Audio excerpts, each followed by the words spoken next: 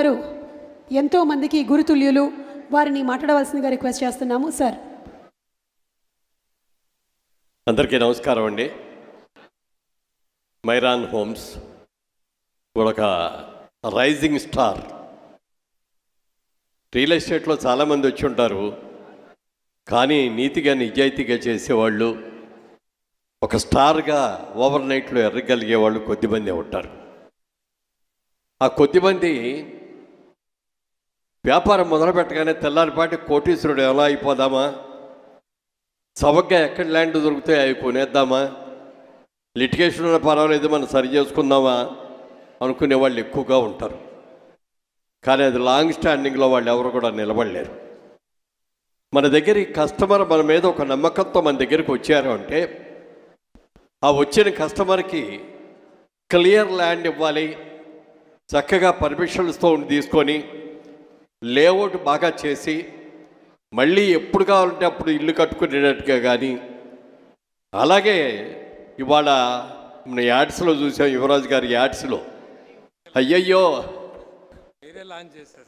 Okay, మనం చాలామంది అంటారు అయ్యో మాదాపూర్లో కొందాం అనుకున్నానండి, కొనలేకపోయానండి, లేకపోతే గచ్చిబౌలిలో కొందాం అనుకున్నానండి, అది మిస్ అయిపోయానండి అని రకరకాలుగా మిస్ అయిపోయిన దాని గురించి ఆలోచించవద్దు.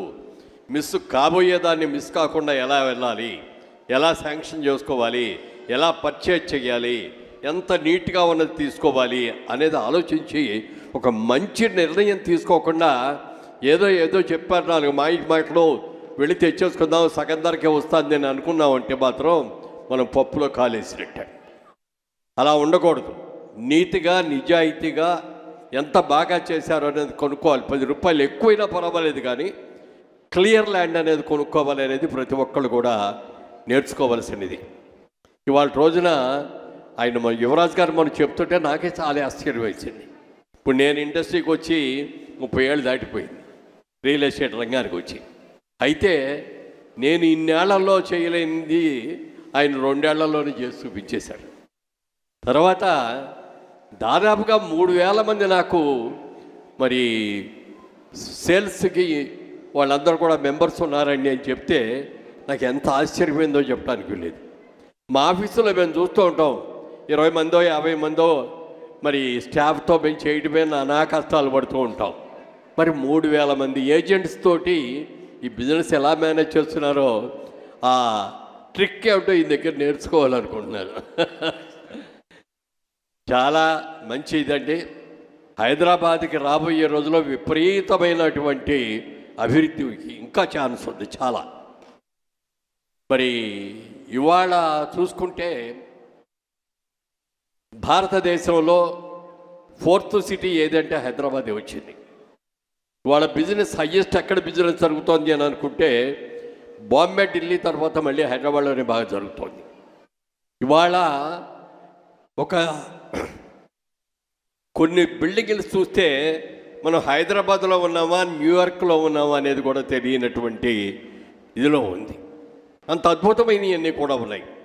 ముఖ్యంగా చాలామంది ఏజెంట్లు ఉన్నారు కాబట్టి ఇక్కడ ఇవాళ ఎక్కువగా మిమ్మల్ని ఉద్దేశించి మాట్లాడదాం అనుకుంటున్నాను నేను, మీరు కనుక పర్మిషన్ ఇస్తే. ఎందుకంటే ఇది ఒక అద్భుతమైన రంగం. ఇది కష్టపడి పనిచేసేవాడికి ఎదురు లేనిటటువంటి రంగం ఇది. మిగిలిన వ్యాపారాల్లో పోవచ్చు రావచ్చు, కానీ ఈ రియల్ ఎస్టేట్లో సరైన నిర్ణయం తీసుకొని సరైన ఇన్వెస్ట్మెంట్ కనుక చేసేటట్లయితే రూపాయికి 10 రూపాయలు సంపాదించుకునే అవకాశం ఉంటుంది తప్ప పోగొట్టుకునే అవకాశం ఉండదు. దీన్ని దృష్టిలో పెట్టుకొని మంచి డెవలపర్ని, మంచి కంపెనీ అతన్ని, ఒక స్టాండర్డ్ ఉన్న వ్యక్తుల్ని అలా కనుక ఎంపిక చేసుకొని కొనేటట్లయితే అన్ని రకాలుగా కూడా కలిసి వస్తుంది. నేను కూడా అనుకుంటాను చాలాసార్లు అయ్యో మాదాపూర్లో 10 ఎకరాలు ఫామ్ హౌస్ అని కట్టుకోలేకపోయానే అని. మరి రాబోయే రోజుల్లో మరి స్పాన్ విపరీతంగా ఉంది. హైదరాబాద్లో కొన్ని అడ్వాంటేజ్ ఏంటంటే మనం అన్ని పక్కలా కూడా మన 360 డిగ్రీల చుట్టూ ఎటు పక్కనైనా అటు విజయవాడ రోడ్డు కానివ్వండి, బాంబే రోడ్డు కానివ్వండి, బెంగళూరు రోడ్డు కానీ, నిజామాబాద్ రోడ్డు కానీ ఎటు వెళ్ళినా కూడా అద్భుతమైనటువంటి ల్యాండ్స్ ఉన్నాయి, బ్రహ్మాండమైన ల్యాండ్స్. అదే మెడ్రాస్ చూసుకుంటే ఓ పక్కంతా సముద్రం, బాంబే చూసుకుంటే ఇంకో పక్కంతా సముద్రం. మరి అది ఒక 180% వరకే వెళ్ళగలుగుతాను తప్ప 300 degrees అన్ని చోట్లకి కూడా వెళ్ళగలిగింది హైదరాబాద్ అని మనం గట్టిగా చెప్పుకోవచ్చు. కాబట్టి ఇక్కడ చాలామంది ఉన్నారు. ఇవాళ మీరు కనుక పరిశీలించి చూస్తే ఇవాళ పెద్ద పెద్ద వాళ్ళందరూ కూడా ఇలా ఏజెంట్స్ లాగా వచ్చి ఇక్కడ ఓనమాలు నేర్చుకొని కష్టపడి మీరు కూడా చేసుకున్నారు. కాబట్టి వాళ్ళు చాలామంది పైకి వచ్చారు.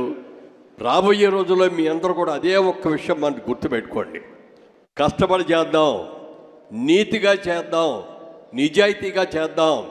ఎవరి దగ్గరికి వెళ్ళి అబద్ధాలు చెప్పొద్దు. అబద్ధాలు చెప్పేసి ఏదో ఒక విధంగా తిమ్మిని ఓపెన్ చేసి మన కమిషన్ వచ్చేసింది లేని జాబ్లో పెట్టుకొని వెళ్ళిపోతే అంతే, మీరు అంతకంటే ఎదగలేరు. అలా కాకుండా మన మీద కాన్ఫిడెన్స్తో మన దగ్గరకు వచ్చే కస్టమర్స్ని కనుక మనం కనుక బాగా చూసుకోగలిగితే వాళ్ళు ఎప్పటికైనా కూర్చోబెట్టుకున్నారు. ఫలానా ఏజెంట్ ద్వారా తీసుకున్నామండి, మంచి ల్యాండ్ ఇచ్చాడండి, చాలా బాగుందండి అని 10 మందికి కాదు 100 మందికి దగ్గరికి వెళ్ళి చెప్తాడు. అదే మీరు చీట్ చేసి సరి అయింది లేకుండా ఇచ్చి ఏదో ప్రాజెక్టులో కొనిపిస్తే మొత్తం ఊరందరి దగ్గరికి వెళ్ళి పని ఉన్నా లేకపోయినా అందరి దగ్గరికి వాడి దగ్గరికి మాత్రం వెళ్ళకండి, వాడన్నీ కూడా లేనిపోయి లిటికేషన్ ల్యాండ్ ఇస్తున్నాడు అని చెప్పి చెప్పుకోవాల్సిన పరిస్థితి రాకుండా చూసుకోవాలంటే ముందు మీరందరూ కూడా నిజాయితీగా చేయాలి. వెనకటికి ఎవరో పెద్ద మనిషి చెప్పాడు, అయ్యా మనం మామిడి చెట్టు వేసాం, మంచి మొక్క తెచ్చాం, దానికి ఎరువులు వేసాం, నీళ్లు పెట్టాం, చెట్టు బాగా పెరిగింది, పూతకొచ్చింది, కాయలు కాసుకున్నాయి. మీరందరూ కూడా ఏంటంటే ఈ మామిడి తోటలో ఈ మామిడి చెట్టు అనే ఈ యువరాజు చెట్టుని ఎంత అద్భుతంగా పెంచుకోవాలనేది మీరు అందరూ కూడా చూసుకోవాలి. ఆ నీడ మీద మీరు ఉండాలి. రేపు పొద్దున్న చెట్టుకి కాసే కాయలు మీరు కూడా అనుభవించగలగాలి, మీరు కూడా పైకి రావాలి. అది దృష్టిలో పెట్టుకోండి.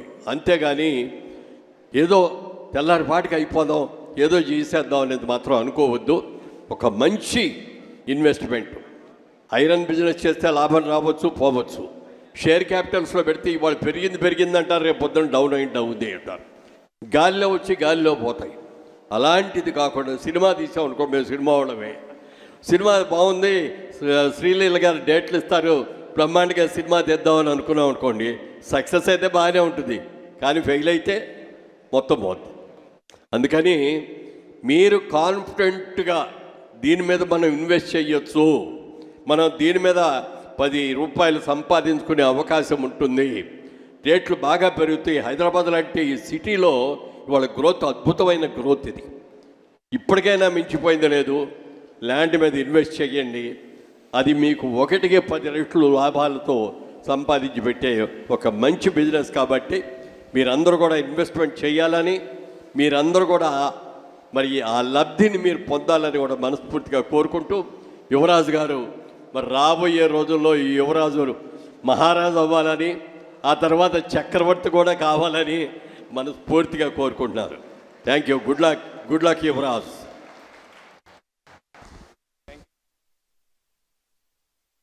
Thank you so much Muralimohan గారు. ఎంత అద్భుతంగా దీవించారు అంటే యువరాజు మహారాజు కావాలి, మహారాజు చక్రవర్తి కావాలని. మళ్ళీ ఆ దీవెనలు మీకు వచ్చింది ఎవరి దగ్గర నుంచి? గురుతుల్యులు మనకి మురళీమోహన్ గారు, రియల్ ఎస్టేట్ రంగాన్నే అవపోసన పట్టినటువంటి మురళీమోహన్ గారు చెప్పారంటే అది చిన్న విషయం కాదు. ఇది నిజం అవ్వాలని మనస్ఫూర్తిగా